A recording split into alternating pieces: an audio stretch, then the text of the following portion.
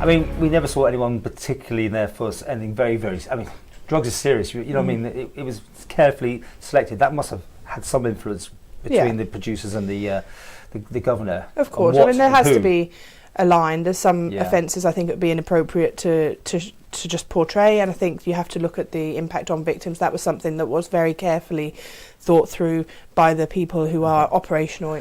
So to give you the last word, I think you've probably done a lot of it already. Things are you're impressed with, you're happy with the way things are going at the prison.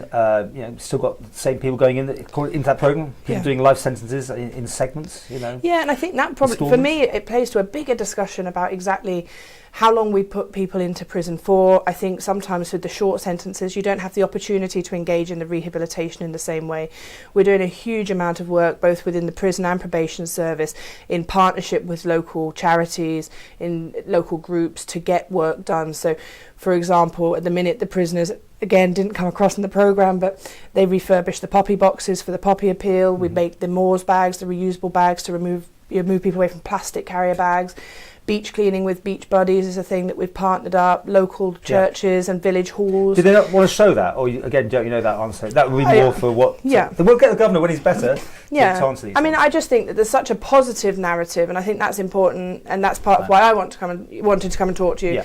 I think that there's a huge amount that does go on. I mean, one of the things probation have been really building is a work with Williston School and the probation community service team going into the school and building up the allotments so that they're ready for when the children come in and they can use them, and also talking to the children about the fact that the people who did that are people who've done something wrong, and this is very important. You give back to society when you've wronged in society. Is there more we can do for prisoners though when they come out? More support, or are we above the game, below? Where are we? I think we're absolutely where we need to be, and I think that there's always more.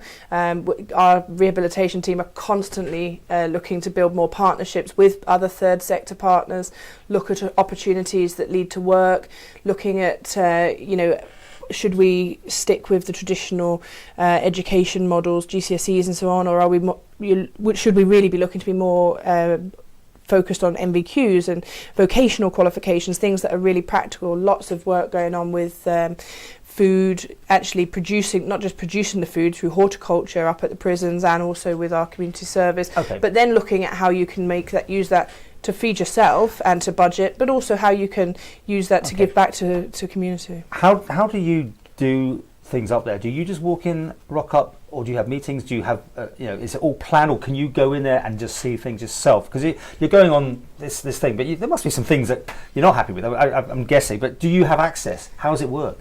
So I have a regular meeting with the governor, so it's all meeting, but we also have other things that I'm invited to pop up. If I was to say I want to come up for something, can you say I want to look around? Or? Yeah, absolutely. I've taken the chance to go up and spend time with the education team. Actually, while they're delivering education, it gives me the opportunity to also talk to prisoners up there on a very open basis. There's no control. It's very much they're allowed to talk to me and talk about their worries for the future, things that are challenges.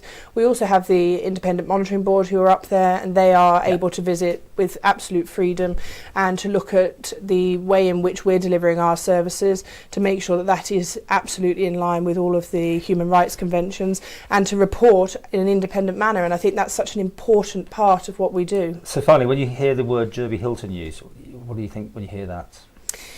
I think that it's an unfortunate thing we're probably never going to get away from, I think. But I also think that there's a big argument when you talk to some of our prison officers who worked in Victoria Road Prison and went to Jurby, when they talk about there was a whole atmosphere change, behaviours change, people had hope and they suddenly wanted to achieve because there was things to work towards.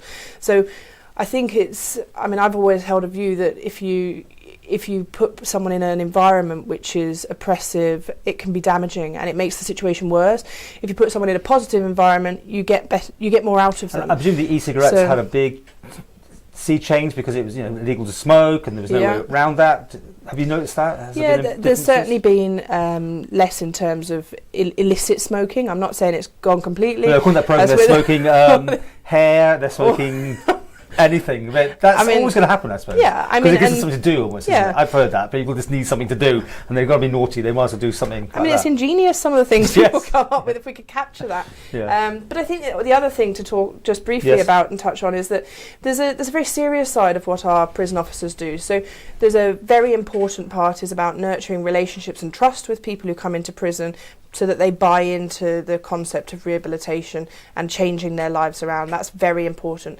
But equally, just the last couple of days, we've had our advanced control and restraint training for our prison officers, and that was something which I was privileged to go and observe. So if there's a major instance, you mean? Yeah, and how to respond to that, and that is very much about teamwork. It's hugely physically and emotionally exhausting for our officers, and it's the worst case. It's the stuff that we hope the public never see put in action. There'd be a strange way situation here, then, you mean? Well, on the roof and demonstrating. I think it's far less likely because of the respect and relationships that we develop with prisoners, that we want them to better their lives and to come through the other side and become contributing members of society. So I hope it's never used, but actually the amount of time, and it's a very important part of what happens.